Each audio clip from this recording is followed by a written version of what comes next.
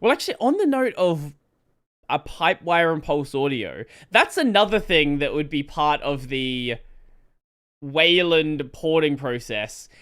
Dealing with the whole, like, desktop portals, pipewire video capture stuff. That's a whole nother thing you're gonna have to learn about and how to deal with. Yeah, so sound support in KDE 1 obviously existed, but it obviously doesn't work right now. Hmm. I It's pretty low priority to get sound working as far as KDE is concerned. Hmm. Back in that day, OSS was actually one of the main I, audio servers. I didn't even And think of that. also, it was just a baby back then. So Hmm. KDE 1 is probably was capable of using OSS at some point, I Hmm. imagine.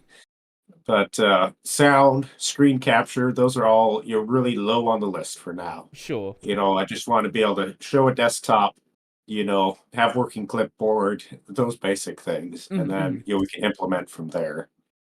But yeah, sound's come a long ways, and also works pretty good these days. OSS made a version 4 some years ago, and that's kind of died again. Right. So, I obviously it's from 1998, right?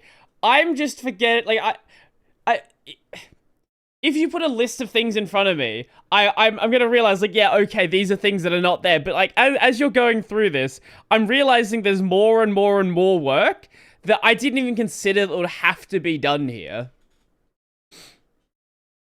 That's kind of the same thing. I go through and tally up what I probably have to go through, but you're basically touching every facet of the desktop in a transition like Hmm. this. Talking of legacy code, Qt2 still had support for Netscape plugins. Okay, That's sure. been removed, but uh, that was a thing back in the day. Hmm. I'm having a look at Ulsa right now. That released in '98, so it released the same year as KDE One. Yeah. But it wasn't introduced into the kernel until 2002. So KDE One just didn't have support for Ulsa at all. If I'm correct here. Not that I know of, not that I have seen. Okay. That. Actually, none of the sound components are working yet. Mhm, K Mixer, K, any of the K multimedia applications have not even been touched yet.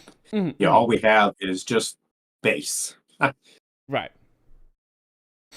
Well, you mentioned being able to run Firefox. Does running a modern application on this desktop, obviously besides the audio stuff, that's a problem. But besides that, does it mostly just work? Do you have any issues there? Apart, yeah, everything that works in X11 works on Okay. my DE. Okay, so it's not Sound causing actually any still works issues. too. Yeah, Pulse Audio doesn't depend on the desktop environment; it just has to be launched. So you Right. can play YouTube videos, but you have no volume control because there's no mixer. Well, I guess you could use like the pulse mixer then. So you'd open your Yeah, terminal, run pulse mixer, do that, but the actual controls built into the desktop don't work. yeah. There's no keyboard shortcuts when it's at 100%. Hmm. So Hmm. everything works. As far as running any X11 app, you can run KDE 6 applications in my DE. Hmm. And the reverse is true. You can run the old version of console on modern KDE. What is a terminal? Something which most people don't really think of, but what what is old console like? You mentioned the whole not having proper Unicode support back then, which I obviously isn't a major issue for a terminal, but still a problem. But how has console changed then?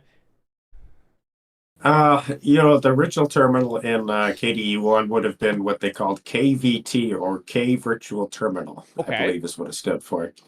Console is more or less a copy of that at the time. Sure. There's some changes in the code, but as far as the user is concerned, it looks and acts identical as to KVT. Mhm. So nothing really thrilling going on there. Well, considering that the way we do terminals is basically emulating systems from the 80s anyway, it should be fine. You can do, most of the basic things. You can set, your color schema. So if you like a dark background and green text, you can do that. Mhm. Mhm. So the desktop is coming along, is a good way to put it. It's step by step. Mhm. Gets better each day.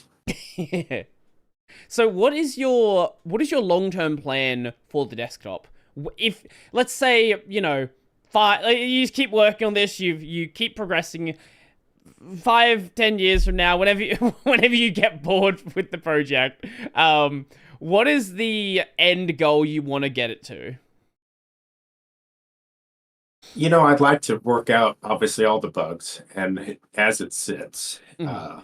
My initially I don't really plan on making much changes, but long term I'd like to polish it up a little bit while still keeping, the original aesthetics and not really, change it.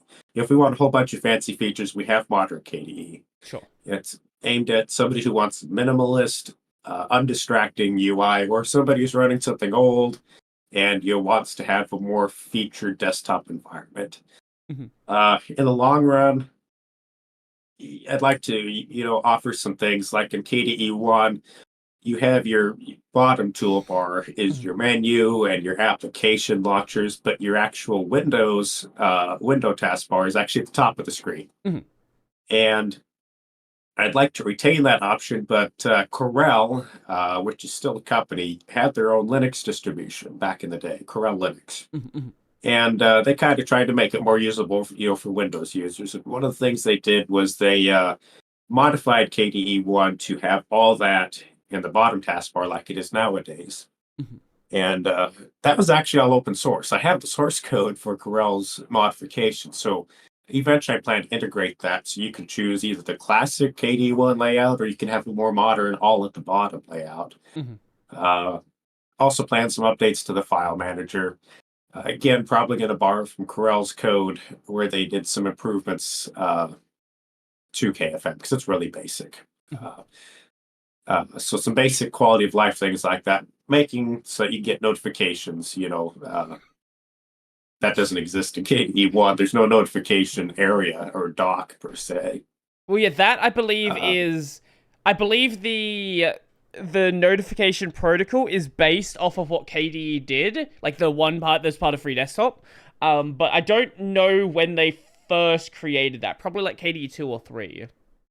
KDE 2, one of the big things came with KDE 2 was what they call a decomp. Mhm. That was the precursor.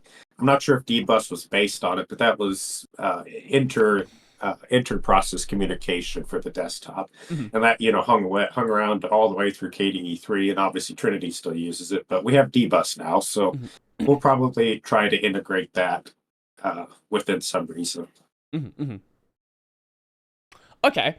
So basically you want to keep the desktop basically as traditional as possible whilst making it more usable on a modern system, basically. Pretty much, yeah. I want it. I don't want to change a whole lot, but I want to have enough so it's comfortable to use. Mhm.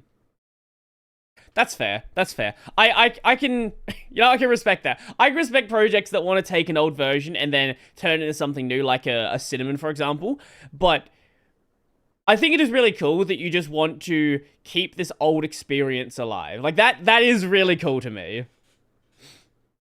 Yeah, it's there's many other options if we wanted to fluff up a desktop. There's so many other options. There's really no need to duplicate that Sure. work. There's Plasma. There's Gnome, like you said, Cinnamon. There's also LXQT is a great lightweight modern desktop environment. Hmm.